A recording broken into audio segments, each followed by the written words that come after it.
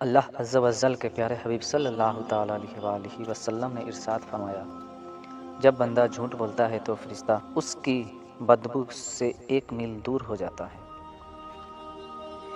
دیکھا آپ نے کہ جھوٹ کی نحوست کتنی بری ہے، اسی طرح جھوٹ کے نقصان بھی بہت ہیں۔ چنانچہ مروی ہے کہ حضرت سیدنا عیسیٰ علیہ السلام ایک سفر پر جا رہے تھے کہ راستے میں ایک شخص ملا جس نے آپ علیہ السلام سے عرض کی، اے اللہ کے نبی، میں آپ کی صحبت میں رہ کر آپ علیہ السلام کی خدمت کرنا اور علم حاصل کرنا چاہتا ہوں،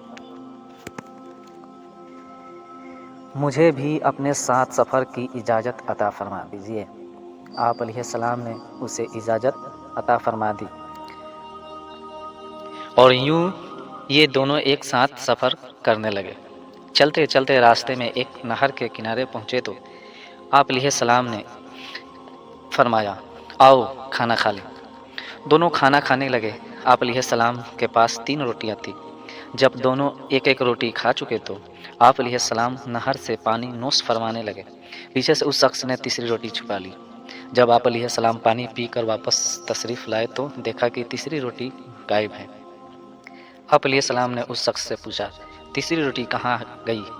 اس نے جھوٹ بولتے ہوئے کہا، مجھے معلوم نہیں۔ آپ علیہ السلام خاموش ہو رہے۔ پھر تھوڑی دیر بعد آپ علیہ السلام نے فرمایا، آؤ آگے چلیں۔ دوران سفر آپ علیہ السلام نے راستے میں ایک ہرنی کو اپنے 2 خوبصورت بچوں کے ساتھ کھڑے دیکھا تو ہرنی نے ایک بچے کو اپنی طرف بلایا۔ وہ آپ علیہ السلام کا حکم پاتے ہی فوراً حاضر خدمت ہو گیا۔ آپ علیہ السلام نے اسے ذبح کیا، بھونا اور دونوں نے مل کر اس کا گوشت کھایا۔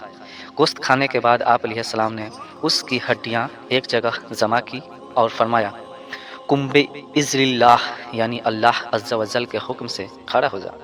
تو یکایک ہرنی کا وہ بچہ زندہ ہو گیا اور پھر اپنی ماں کے پاس چلا گیا۔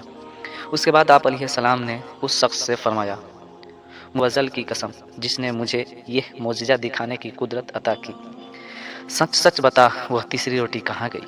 وہ بولا، مجھے نہیں معلوم۔ تو آپ علیہ السلام نے فرمایا، چلو آؤ آگے چلیں۔ چلتے چلتے ایک دریا پر پہنچے تو آپ علیہ السلام نے اس شخص کا ہاتھ پکڑا اور پانی کے اوپر چلتے ہوئے دریا کے دوسرے کنارے پہنچ گئے۔ اللہ اکبر، سبحان اللہ سبحان اللہ۔ اب پھر آپ علیہ السلام نے اس شخص سے فرمایا، اس اللہ عز و جل کی قسم جس نے مجھے یہ معجزہ دکھانے کی قدرت عطا کی، سچ سچ بتا وہ تیسری روٹی کہاں گئی؟ اس بار بھی اس نے یہی جواب دیا کہ مجھے نہیں معلوم۔ تو آپ علیہ السلام نے فرمایا، آؤ آگے چلیں۔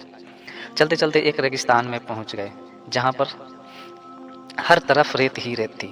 آپ علیہ السلام نے کچھ ریت جمع کی اور فرمایا، اے ریت، اللہ عز و جل کے حکم سے سونا بن جا۔ تو وہ ریت فوراً سونا بن گئی۔ آپ علیہ السلام نے اس کے 3 حصے کیے اور فرمایا، ایک حصہ میرا، دوسرا تیرا اور تیسرا اس شخص کا جس نے وہ روٹی لی۔ یہ سنتے ہی وہ شخص جھٹ بول اٹھا، وہ روٹی میں نے ہی لی تھی۔ یہ معلوم ہونے کے بعد حضرت سیدنا عیسیٰ علیہ السلام نے اس شخص سے فرمایا، یہ سارا سونا تم ہی لے لو، بس میرا اور تیرا اتنا ہی ساتھ تھا۔ اتنا کہنے کے بعد آپ علیہ السلام اس شخص کو وہیں چھوڑ کر آگے روانہ ہو گئے۔ وہ اتنا زیادہ سونا مل جانے پر بہت خوش تھا۔